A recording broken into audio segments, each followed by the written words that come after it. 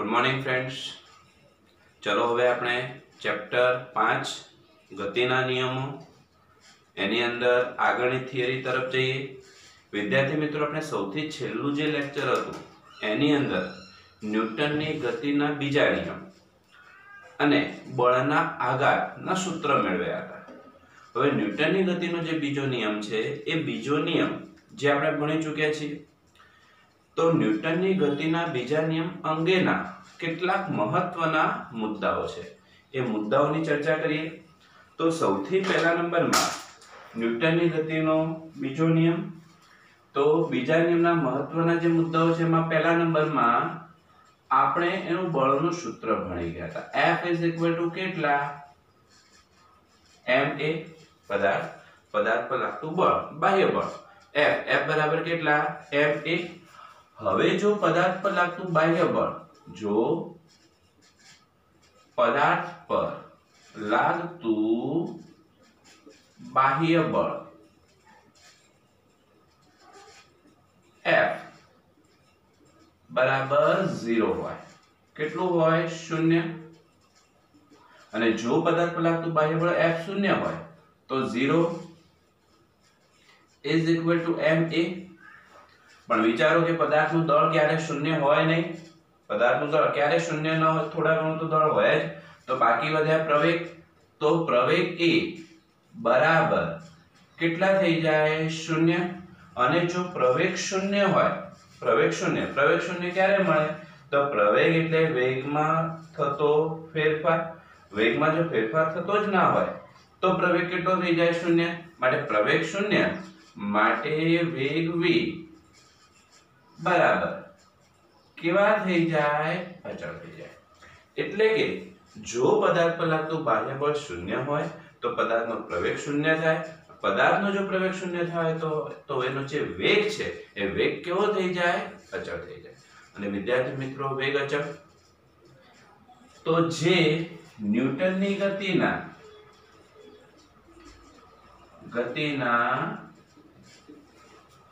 પહેલા નિયમ સાથે સુસંગત છે। कयो नियम? न्यूटननी गतिनो पहलो नियम एना साथे सुसंगत छे। कई रीते याद करो तो आपणे जड़त्वनो नियम न्यूटननी गतिनो पहलो नियम एमां भणता हता के जो पदार्थ पर लागतुं बाह्य बळ 0 होय तो स्थिर पदार्थ केवो रहे स्थिर। अने अचळ वेगे गति करतो पदार्थ पोतानी अचळ वेगे गति केवी राखे छे? चालू राखे छे। टूंकमां बाह्य बळ केटलुं 0 अने बाह्य बळ 0 होय तो एनो वेग केवो थई जाय अचळ थई जाय। तो एनो पहला नंबरनो अगत्यनो मुद्दो छे। नंबर 2, बळ जे छे आ बळ ए केवी राशि छे? सदिश राशि छे। अने जो बळ विद्यार्थी मित्रों सदिश राशि होय तो आपणने एना घटको मळे। तो आपणे सूत्र भण्या था एर्युं सदिश F d सदिश P upon dt बराबर m सदिश A। पहलू आ सूत्र आपणे व्याख्या उपरथी लख्युं हतुं, पछी आ सूत्र साबित कर्युं हतुं। बधाने आपणे भेगुं लखी दीधुं सदिश F d सदिश P upon dt बराबर केटला m सदिश A। हवे विद्यार्थी मित्रों, आ बळ ए सदिश राशि छे। बळ ए सदिश राशि होय तो आपणे एना घटको लखीए, जेमां एनो x घटक तो Fx dpx upon dt बराबर केटला max। fx बराबर dpx upon dt बराबर max। જ્યારે તમે ઘટક લખતા હોય પછી સદિશ ન આવે, ચલો એનો y ઘટક લખી દો તો fy dpy upon dt बराबर may। चलो z घटक fz dpz upon dt बराबर केटला maz। तो आ रीते बळ ए सदिश राशि छे अने सदिश राशि होय तेना आपणने घटको मळे। घटकोथी आपणने शुं फायदो थाय? तो विद्यार्थी मित्रों, ज्यारे पदार्थ पर कोई एक दिशामां बळ लागतुं होय अने एना कारणे एक दिशामां गति करतो होय, सुरेख पथ पर गति करतो होय, ज्यारे पदार्थ કોઈ એક દિશામાં એટલે ધારો કે તે x અક્ષની દિશામાં ગતિ કરતો હોય તો ત્યારે એને બાકીના બે ઘટકો કેવા રહે? અચળ રહે. જો x અક્ષ ઉપર ગતિ કરે તો y અને z ઘટક કેવા રહે? અચળ. જો પદાર્થને આપણે મુક્ત પતન કરાવી ઉપરથી છોડી દઈએ તો એ y દિશામાં ગતિ કરે તો x અને z ઘટક જે છે એ એના કેવા રહે? અચળ રહે. જો પદાર્થ સમતલમાં ગતિ કરતો હોય, ક્યાં? સમતલમાં, ચેપ્ટર નંબર 4. જો પદાર્થ સમતલમાં ગતિ કરતો હોય તો એના બે ઘટકો બદલાય, બાકીનો જે ત્રીજો ઘટક છે એ ત્રીજો ઘટક કેવો રહે? અચળ. ટૂંકમાં આ જે બળના જે ઘટકો છે એ બળના ઘટકોની મદદથી આપણે સ્વતંત્ર રીતે એની જે ગતિ છે ગતિનું વર્ણન કરી શકીએ છીએ. આ એનો બીજા નંબરનો મુદ્દો થઈ ગયો વિદ્યાર્થી મિત્રો. ચલો ત્રીજા નંબરમાં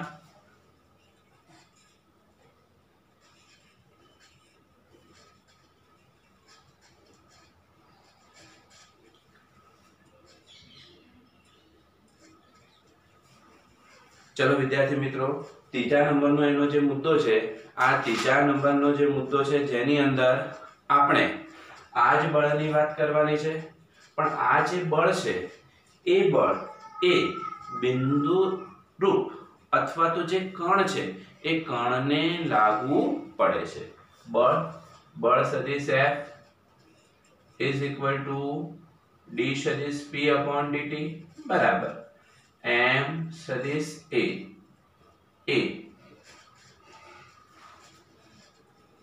આ બળ એ બિંદુરૂપ કણને લાગુ પડે છે. હવે વિદ્યાર્થી મિત્રો બિંદુરૂપ કણને લાગુ પડે છે કઈ રીતે? તો દાખલા તરીકે આપણે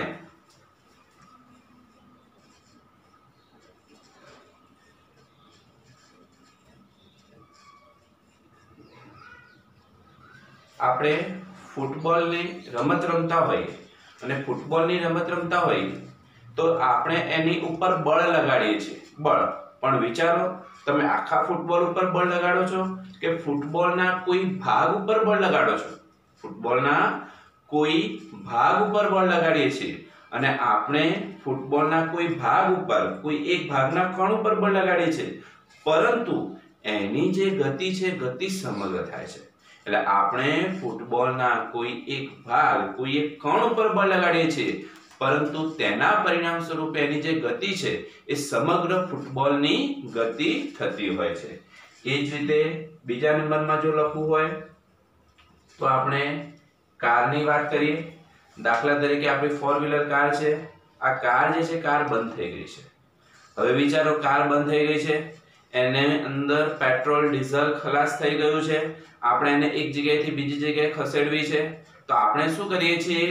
આપણે આ કારના પાછળથી બળ લગાડીએ છીએ. હવે વિચારો, આખી કારને બળ લગાડો છો કે કારના કોઈ એક ભાગ ઉપર બળ લગાડો છો?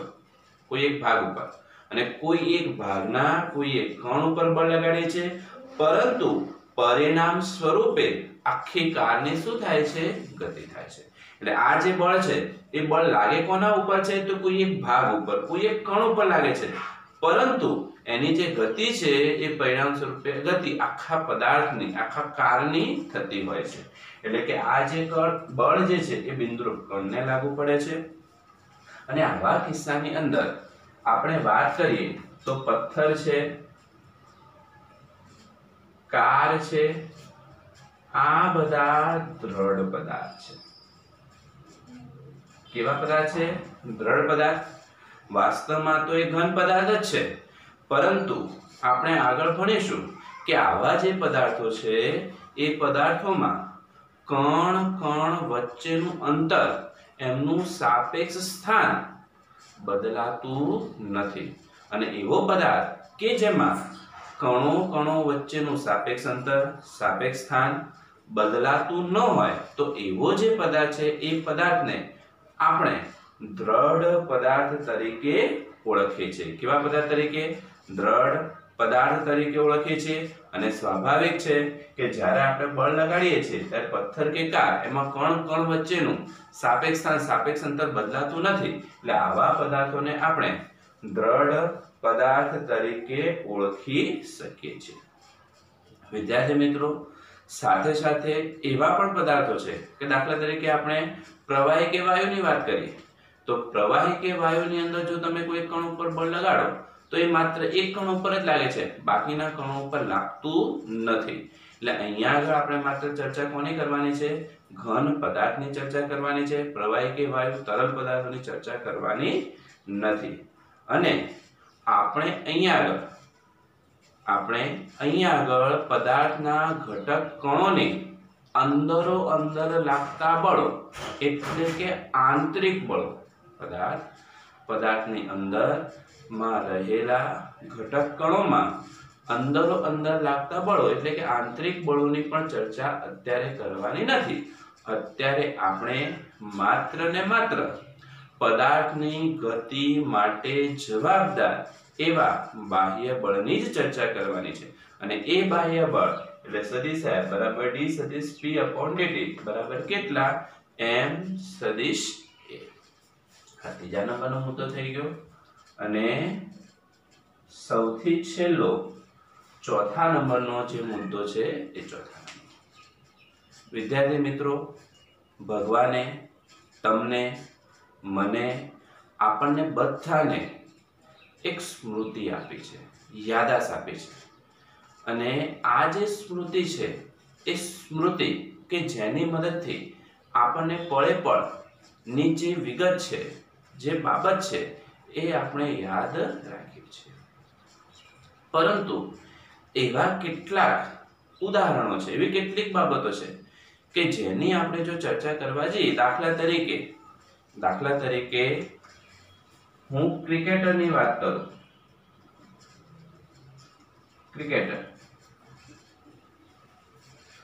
તો હવે ક્રિકેટની રમત ચાલી રહી છે, બોલર છે એ બોલર પોતાનો જે દડો છે એ દડો ફેંકી રહ્યો છે, હવે દડો ફેંકી રહ્યો છે તો એ દડા પર બાહ્ય બળ લાગવાના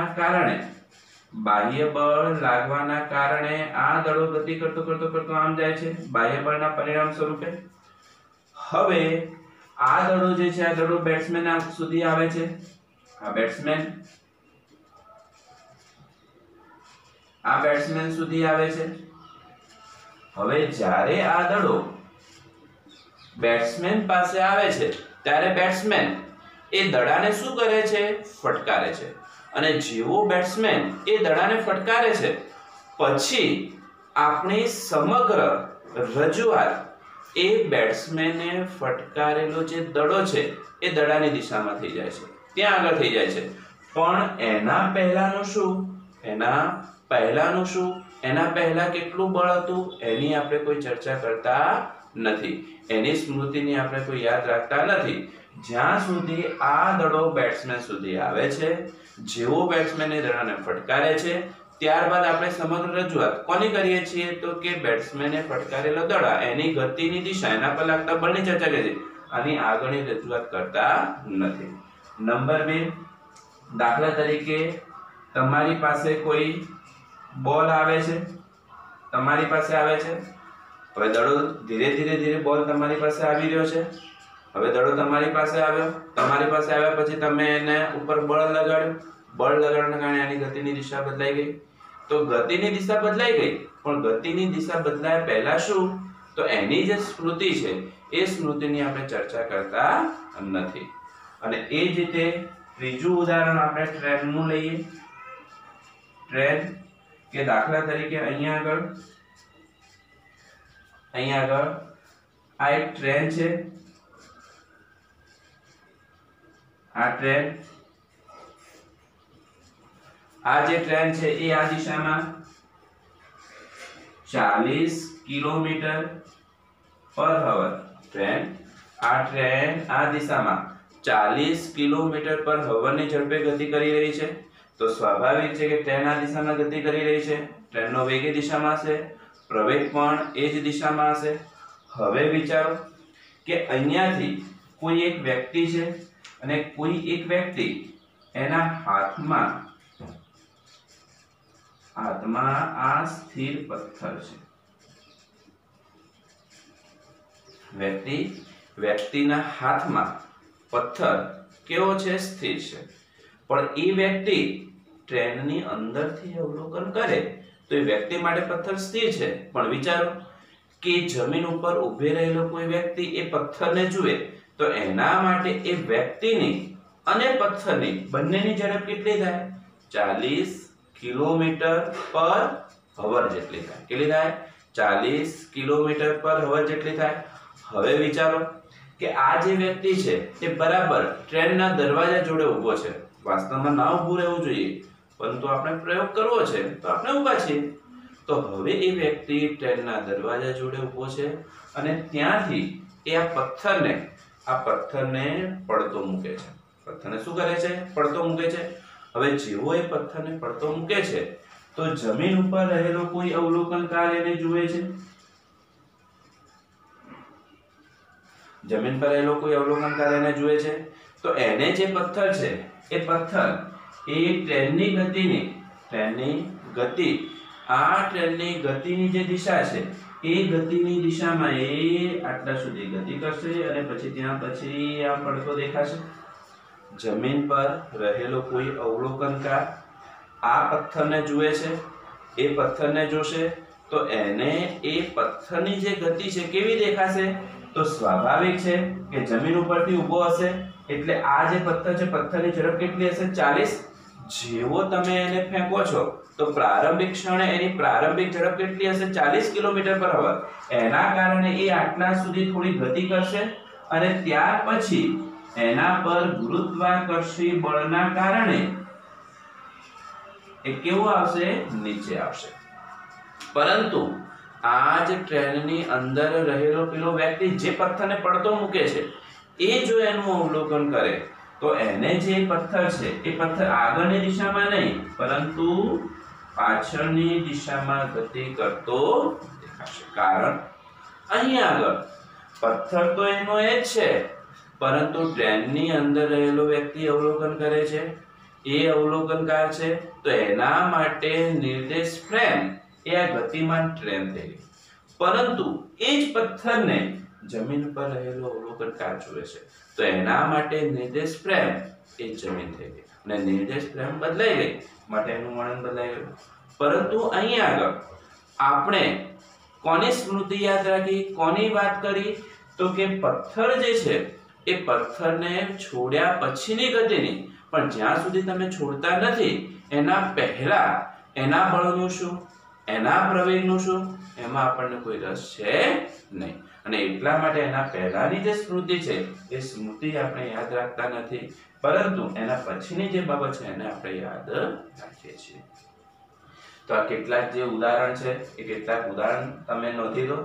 બાકીનું જે લખાણ છે તમારે શાબ્દિક સ્વરૂપે પોતાની સમજણ મુજબ લખવાનું છે। ચલો ઝડપથી નોંધી લો ત્યારે। તો વિદ્યાર્થી મિત્રો, આગળનો નવો પોઈન્ટ બળનો આઘાત। પરંતુ બળનો જે આઘાત છે એનું જે સૂત્ર છે એ સૂત્ર તમને યાદ હોય તો આપણે ન્યૂટનની ગતિનો જે બીજો નિયમ છે એમાં આપણે એનું સૂત્ર મેળવી જ દીધું છે અને એ સૂત્ર આપણે મેળવ્યું હતું બળનો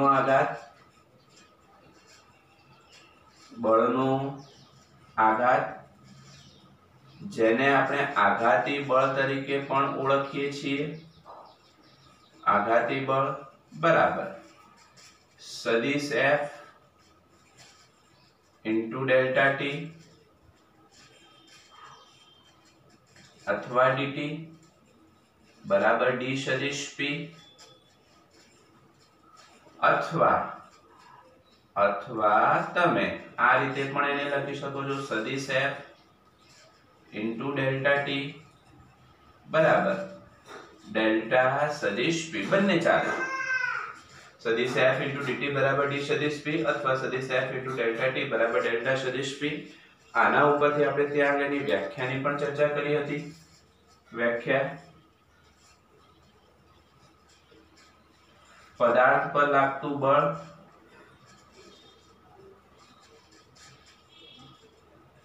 અને તે લાગવા માટેના સમયના પદાર્થ પર લાગતું બળ અને તે લાગવા માટેના સમયના ગુણાકારને બળનો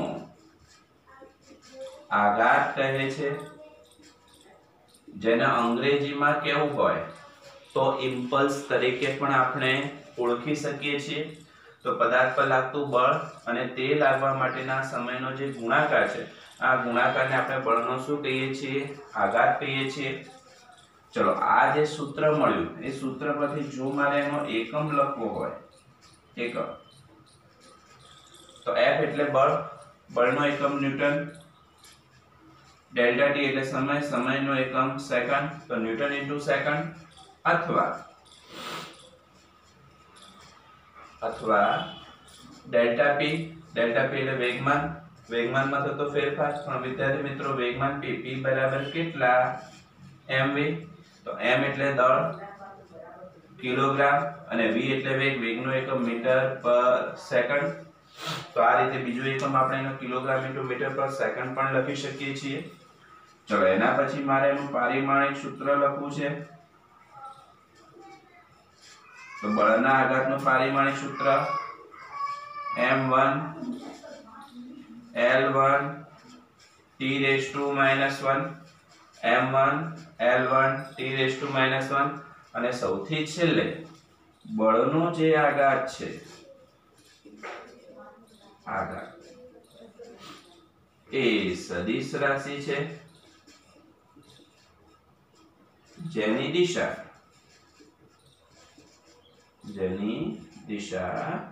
વેગમાન, કારણ કે જોઈ લો બળનો આઘાત જેના સૂત્રમાં છે ડેલ્ટા સદિશ v, તો સદિશ રાશિ છે જેની દિશા વેગમાનમાં થતા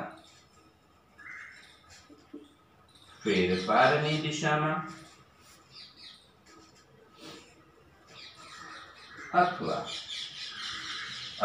F એટલે બળ અથવા બાહ્ય બળની દિશામાં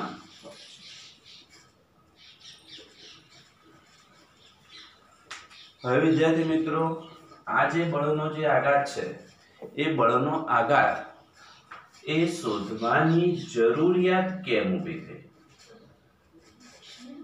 જરૂરિયાત કેમ ઊભી થઈ? તો વિદ્યાર્થી મિત્રો આપણે ક્રિકેટની રમત રમી રહ્યા છીએ। હવે ક્રિકેટની જે રમત છે એ ક્રિકેટની રમતમાં દડો બેટ્સમેન તરફ આવે છે।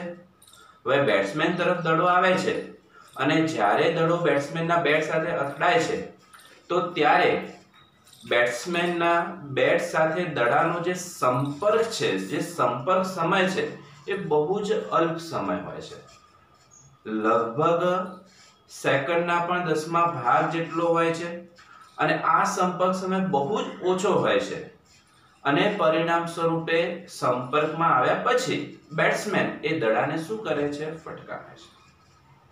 તો હવે અહીંયા આગળ જ્યારે બેટ્સમેન નું બેટ અને દડા સાથેનો જે સંપર્ક થાય છે, સંપર્ક સમય મારે શોધવો હોય તો શોધી શકાતો નથી। એ વખતે બેટ્સમેને એ દડા પર કેટલું બળ લગાડ્યું એની માહિતી પણ આપણને સીધી મળતી નથી।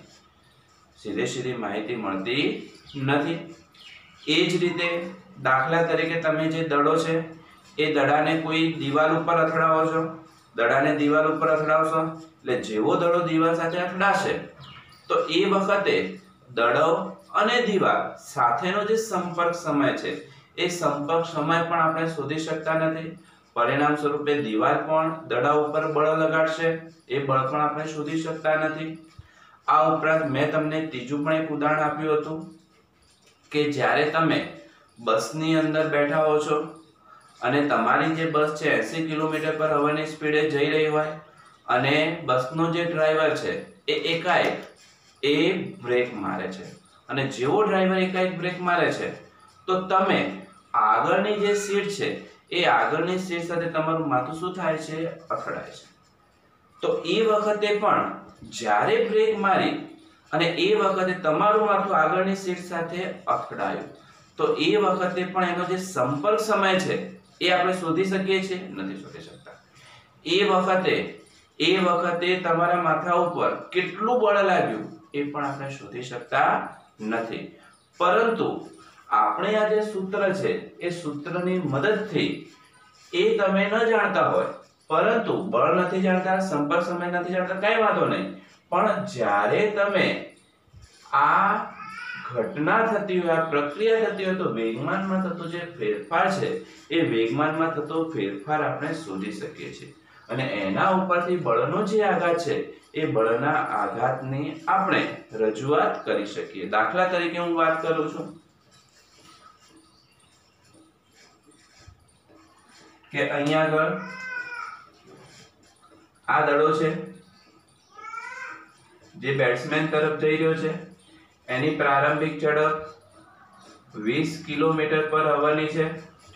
આ દડો બેટ્સમેન સુધી આવ્યો, આ બેટ્સમેન સુધી આવે છે. હવે આ દડો બેટ્સમેન સુધી આવે છે.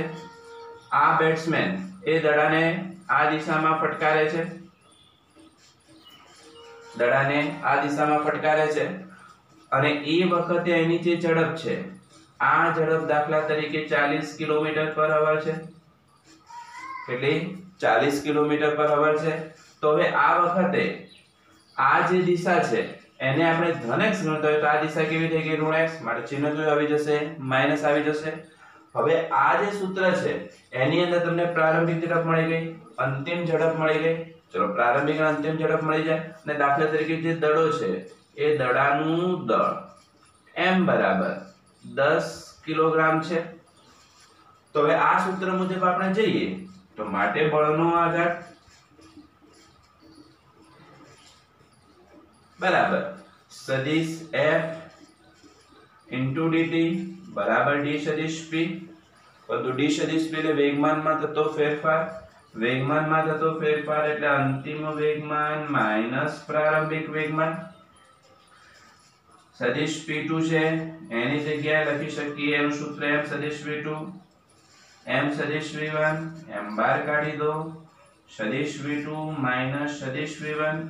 ચલો, m એટલે 10, સદિશ v2 minus 40, v1 20, minus 40 minus 20 minus 60 ગુણ્યા 10 એટલે માઈનસ 600 ન્યૂટન ઇન્ટુ સેકન્ડ.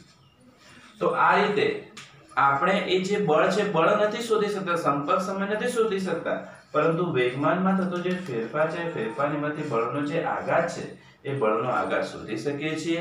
અને આ બળનો આઘાત એ ગતિની જે મૂળ દિશા હતી એના કરતા વિરુદ્ધ દિશામાં છે. માટે આપણને અહીંયા આગળ જે ચિહ્ન છે એ ચિહ્ન કેવું મળે છે વિદ્યાર્થી મિત્રો? માઈનસ મળે છે. અને આ રીતના જે દાખલાઓ છે એ દાખલાઓની અંદર સૂત્ર આપણા માટે બહુ જ ઉપયોગી છે. તો ઝડપથી નોંધી લો ત્યારે વિદ્યાર્થી મિત્રો. ચલો વિદ્યાર્થી મિત્રો, આગળનો અને અગત્યનો નિયમ એ ન્યૂટનની ગતિનો ત્રીજો નિયમ ભણવા માટે જઈએ. અને વિદ્યાર્થી મિત્રો, ન્યૂટનની ગતિનો ત્રીજો નિયમ, તો આ જે નિયમ છે એ વ્યવહારમાં આપણે ગમે ત્યાં વાપરતા જ હોઈએ છીએ. દાખલા તરીકે આપણે બે ભાઈઓ હોઈએ અને આપણે બે ભાઈઓ હોઈએ તો તરત જ એ આપણને એક મારે તો વળતા પ્રહાર સ્વરૂપે આપણે એને બીજી મારતા હોઈએ છીએ. અથવા જ્યારે આપણને કોઈ વસ્તુ મળે છે ત્યારે તરત જ આપણો ભાઈ તરત જ કહે છે કે મને કેમ નહીં. દાખલા તરીકે આપણને નવી પેન્સિલ લાવીને આપી હોય તો તરત જ આપણો ભાઈ કે મને કેમ નવી પેન્સિલ નહીં. એટલે કે જેવી એક ક્રિયા થાય છે કે બરાબર સાથે જ તરત જ એક બીજી પ્રતિક્રિયા થાય છે. અને આવી જે ઘટનાઓ છે એ ઘટનાઓ એ વ્યવહારમાં ગમે તે જગ્યાએ બનતી જ હોય છે.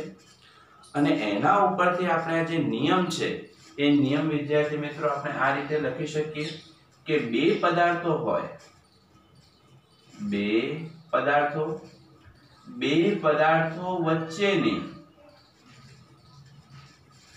વચ્ચેની આંતરક્રિયા દરમિયાન બે પદાર્થો બે પદાર્થો વચ્ચેની આંતરક્રિયા દરમિયાન એક પદાર્થ પર બીજા પદાર્થ વડે જેટલું બળ લાગે છે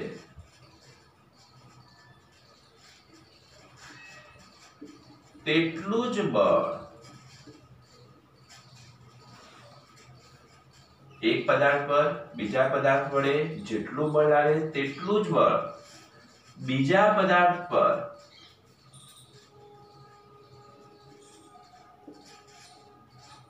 પ્રથમ પદાર્થ વડે લાગે છે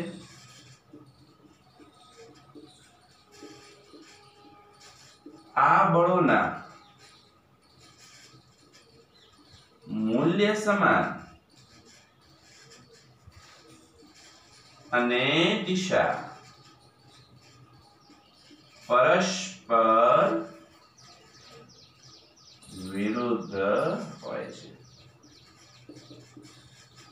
બે પદાર્થો વચ્ચેની આંતરક્રિયા થતી હોય તો એ આંતરક્રિયા દરમિયાન એક પદાર્થ પર બીજા પદાર્થ વડે જેટલું બળ લાગે છે તેટલું જ બળ બીજા પદાર્થ પર પ્રથમ પદાર્થ વડે લાગે છે, પણ આ બળના મૂલ્ય સમાન અને દિશા કેવી હોય છે? પરસ્પર વિરુદ્ધ હોય છે। અને પરિણામ સ્વરૂપે આને મારે જો બીજી રીતે લખવું હોય અથવા કરીને તો એક પદાર્થ પર બીજા પદાર્થ વડે જે બળ લાગે છે એને આપણે આઘાત કહી દઈએ અને બીજા પદાર્થ પર પ્રથમ પદાર્થ વડે જે લાગે છે એને પ્રત્યાઘાત કહી દઈએ। તો આઘાત અને પ્રત્યાઘાત સમાન મૂલ્યના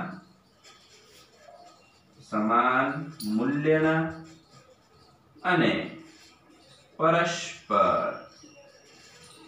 વિરુદ્ધ દિશામાંના હોય છે। આઘાત અને પ્રત્યાઘાત સમાન મૂલ્યના અને પરસ્પર વિરુદ્ધ દિશામાં હોય છે। હજી જો આપણે આને બીજી રીતે લખવું હોય તો આઘાત જે છે એની જગ્યાએ ક્રિયાબળ કહી દઉં અને પ્રત્યાઘાત છે એની જગ્યાએ પ્રતિક્રિયાબળ કહી દઉં। સમાન મૂલ્યના અને પરસ્પર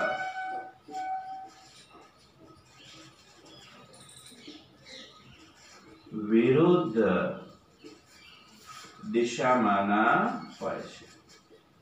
અને આને જ આપણે ન્યૂટનની ગતિનો ત્રીજા નિયમ તરીકે ઓળખીએ છીએ। હવે આ જે નિયમ છે કે જેમાં આઘાત અને પ્રત્યાઘાત એ સમાન મૂલ્યના અને પરસ્પર વિરુદ્ધ દિશામાં હોય છે વિદ્યાર્થી મિત્રો। હવે જો અહીંયા આગળ આપણે વાત કરીએ કે જ્યારે આપણને કોઈ ગાલ ઉપર લાફો મારે છે એ આપણને એક મારે તો આપણે પરિણામ સ્વરૂપે એને બે મારીએ, પણ અહીંયા આગળ જ્યારે એ આપણને ગાલ ઉપર લાફો મારે છે તો એવા કિસ્સાની અંદર આપણા ગાલ અને એના હાથ વચ્ચે સંપર્ક થયો। હવે જ્યારે આપણને ગાલ ઉપર લાફો મારે છે તો અહીંયા આગળ આપણા એના હાથ વડે આપણા ગાલ ઉપર બળ લાગ્યું અને પરિણામ સ્વરૂપે પ્રતિક્રિયા સ્વરૂપે આપણો જે ગાલ છે એ પણ એના હાથ ઉપર બળ લગાડે છે અને એમાંથી એના વડે આપણા ગાલ ઉપર જે બળ લાગ્યું એને આઘાત કહેવાય, ક્રિયાબળ કહેવાય। તો વળતો જે પ્રત્યાઘાત મળ્યો, આ આઘાત અને પ્રત્યાઘાત સમાન મૂલ્યના અને પરસ્પર વિરુદ્ધ દિશામાંના હોય છે અને પરિણામ સ્વરૂપે સામેવાળો જે વ્યક્તિ છે આપણા ગાલ ઉપર લાફો મારે ત્યારે એનો હાથ લાલ થાય છે અને આપણો ગાલ જે છે એ લાલ થાય છે। ટૂંકમાં અહીંયા આગળ આઘાત અને પ્રત્યાઘાત અથવા ક્રિયાબળ અને પ્રતિક્રિયાબળ એ સમાન મૂલ્યના અને પરસ્પર વિરુદ્ધ દિશામાંના હોય છે। બીજું એક ઉદાહરણ લેવું હોય તો આપણે જે સ્પ્રિંગ છે એ સ્પ્રિંગનું ઉદાહરણ લઈ શકીએ વિદ્યાર્થી મિત્રો, કે આપણા પેનની અંદર જે નાની સ્પ્રિંગ આવે છે એ સ્પ્રિંગ, આ સ્પ્રિંગને આપણે બે આંગળીની વચ્ચે રાખીને દબાવી, તો આપણે જેમ જેમ જેમ જેમ દબાવીશું તેમ તેમ આપણા વડે એના પર બળ લાગ્યું, આપણા વડે એના પર બળ લાગ્યું એટલે એને ક્રિયાબળ કહો. એક સમય એવો આવશે કે આ સ્પ્રિંગ પણ આપણા ઉપર બળ લગાડે છે અને જો એવી સ્પ્રિંગ છટકી જાય તો આપણને ગોતવાથી પણ ક્યાંય મળે નહીં. જો હાલ આવું કરતા નહીં, ગોતવામાં રહી જશો. એટલે અહીંયા પણ આ જે સ્પ્રિંગ છે એ સ્પ્રિંગને જ્યારે આપણે દબાવીએ છીએ તો આપણે એના પર કયું બળ લગાડીએ છીએ? ક્રિયાબળ લગાડીએ છીએ. અને પરિણામ સ્વરૂપે સ્પ્રિંગ આપણા પર કયું બળ લગાડે છે? પ્રતિક્રિયા બળ લગાડે છે. અને પરિણામ સ્વરૂપે તમે ક્યારેક એના કારણે જો નાનો એવો કોઈ અકસ્માત થાય તો સ્પ્રિંગ તમને શરીરમાં કોઈ જગ્યાએ જો લાગે તો એની અસર પણ આપણને જોવા મળતી હોય છે. બીજું આપણને બુકની અંદર ઉદાહરણ આપ્યું છે કે કોઈ પથ્થર છે, આ પથ્થરને આપણે મુક્ત પતન કરાવીએ.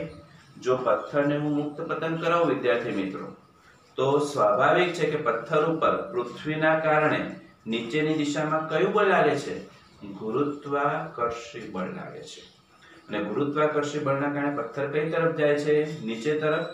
તો ન્યૂટનની ગતિના ત્રીજા નિયમ મુજબ જો પૃથ્વી પથ્થર ઉપર બળ લગાડે તો પથ્થર પણ પૃથ્વી પર બળ લગાડે ખરા?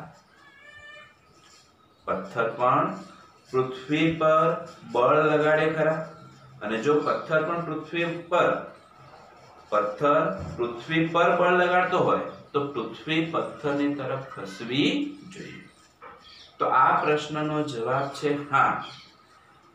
પૃથ્વી પથ્થર પર બળ લગાડે છે, એટલું જ બળ અહીંયા આગળ પથ્થર પણ પૃથ્વી પર લગાડે છે, પરંતુ પદાર્થનું જે દળ છે એ પૃથ્વીની સાપેક્ષમાં ઘણું જ ઓછું છે અને એટલા માટે એ પથ્થર પૃથ્વીને પોતાની તરફ ખેંચી શકતો નથી અને એટલા માટે આપણે ગતિ છે એ ગતિ નિહાળી શકતા નથી.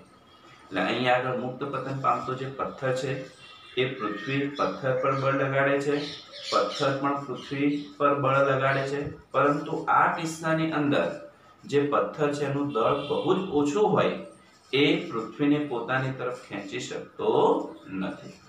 તો આ રીતે વિદ્યાર્થી મિત્રો ન્યૂટનની ગતિનો ત્રીજો નિયમ, આ જે નિયમ છે નિયમ પહેલા નોંધી લો, એના ઉપર તેના કેટલાક અગત્યના મુદ્દાઓ છે એ મુદ્દાઓ આપણે નોંધીએ. પહેલા આટલા નિયમ જે છે નિયમ નોંધી લો. ઉદાહરણ હું લખતો નથી, તમારે જાતે તમારી સમજણપૂર્વક ઉદાહરણ લખવાના છે. મિત્રો ન્યૂટનની ગતિનો ત્રીજો નિયમ ભણી ચૂક્યા. હવે એના પરના કેટલાક અગત્યના મુદ્દાઓ છે.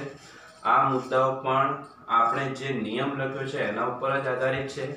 નિયમમાં આપણે કીધું કે બે પદાર્થો વચ્ચેની આંતરક્રિયા દરમિયાન એક પદાર્થ પર બીજા પદાર્થ વડે લાગતું બળ જેટલું હોય એટલું જ બીજા પદાર્થ પર પ્રથમ પદાર્થ વડે લાગતું બળ છે, પણ આ બળના મૂલ્ય સમાન અને દિશા કેવી છે? પરસ્પર વિરુદ્ધ. એ જ બાબતોને આપણે અહીંયા આગળ રજૂ કરવાની છે કે આ જે બળ છે આ બળ હંમેશા કેવી જોડમાં જ ઉદ્ભવે છે, ક્યારેય એકલા અટુલા બળનું અસ્તિત્વ શક્ય નથી. ન્યૂટનની ગતિના ત્રીજા નિયમ મુજબ આ જે બળો છે આ બળો હંમેશા જોડકારમાં જ ઉદ્ભવે છે, એકલા અટુલા બળનું અસ્તિત્વ શક્ય નથી. હવે અહીંયા આગળ એક પદાર્થ પર બીજા પદાર્થ વડે, તો અહીંયા આગળ આપણે કોઈ એક પદાર્થ A લઈએ છીએ અને બીજો પદાર્થ કેટલો લઈએ છીએ? B. તો પરિણામ સ્વરૂપે સદિશ FAB, બળ એ સદિશ રાશિ માટે સદિશ સ્વરૂપે લખ્યું છે. તો A પદાર્થ પર B પદાર્થ વડે લાગતું બળ, A પદાર્થ પર B પદાર્થ વડે લાગતું બળ એટલે સદિશ FAB, જ્યારે B પદાર્થ પર A પદાર્થ વડે લાગતું બળ એટલે સદિશ FB. પરંતુ ન્યૂટનની ગતિના ત્રીજા નિયમ મુજબ આ બંને બળના મૂલ્ય કેવા? સમાન, પણ દિશા કેવી? પરસ્પર વિરુદ્ધ. માટે સદિશ સ્વરૂપે લખીએ તો સદિશ FAB બરાબર માઈનસ સદિશ FBA. એટલે આપણે બે પદાર્થ લીધા A અને B, જેમાં આ બંને બળોના મૂલ્ય કેવા? સમાન અને દિશા કેવી? પરસ્પર વિરુદ્ધ.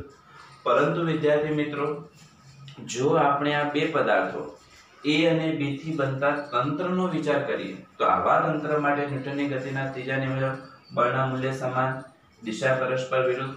પણ જો હું તંત્રની વાત કરતો હોઉં, તંત્ર એટલે કોઈ પદાર્થો કે કોઈ કણોનો સમૂહ, અને આવા સમૂહ માટે જો વાત કરતો હોઉં તો પરિણામે ચોખ્ખું બાહ્ય બળ એ સદિશ FAB પ્લસ માઇનસ સદિશ FBA. પરંતુ આ બંને બળના મૂલ્ય કેવા છે? સમાન છે. મૂલ્ય સમાન છે, દિશા પરસ્પર વિરુદ્ધ, માટે પરિણામી બાહ્ય બળ કેવું થઈ જશે? શૂન્ય થઈ જશે. એટલે તંત્ર માટે જો આપણે લખીએ તો આ પરિણામી બાહ્ય બળ કેટલું થઈ જશે? શૂન્ય થઈ જશે. ચલો એના પછી ક્રિયાબળ અને પ્રતિક્રિયા બળ હંમેશા એક સાથે અને અલગ અલગ પદાર્થ પર લાગે છે. એટલે કે ક્રિયાબળ એ કારણ છે, જ્યારે પ્રતિક્રિયાબળ એ તેની શું છે? અસર છે. ક્રિયાબળ એ શું છે? કારણ. જ્યારે પ્રતિક્રિયાબળ એ તેની શું છે? અસર છે. આમ ન્યૂટનની ગતિના ત્રીજા નિયમમાં કોઈ કારણ અસરનો સંબંધ અભિપ્રેત નથી. કારણ અસરનો સંબંધ અભિપ્રેત નથી. એટલે કે B પર A વડે લાગતું બળ અને A પર B વડે લાગતું બળ એક જ ક્ષણે લાગે છે. અને એક જ ક્ષણે લાગે છે તો અભિપ્રેત નથી. એટલે કે બે બળોમાંથી કયું બળ પહેલા લાગશે? આઘાતી પહેલા લાગશે કે પ્રત્યાઘાતી પહેલા લાગશે? ક્રિયાબળ પહેલા લાગશે કે પ્રતિક્રિયા પહેલા લાગશે? એ વિચારવાનો કોઈ પ્રશ્ન નથી. કેમ? બંને બળો એક જ ક્ષણે લાગે છે, અને એક જ ક્ષણે લાગે છે માટે બંનેમાંથી કોઈ પણ એકને આપણે પહેલું ગણી શકીએ, બીજાને બીજું ગણી શકીએ. અને એ રીતે અહીં આગળ કોઈ એક કારણ છે તો બીજું એ તેની શું છે? અસર છે. આમ ન્યૂટનની ગતિના ત્રીજા નિયમના કેટલાક અગત્યના મુદ્દાઓ છે. ઝડપથી નોંધી લો. ત્યારે આજે આપણે આટલા સુધી રાખીએ.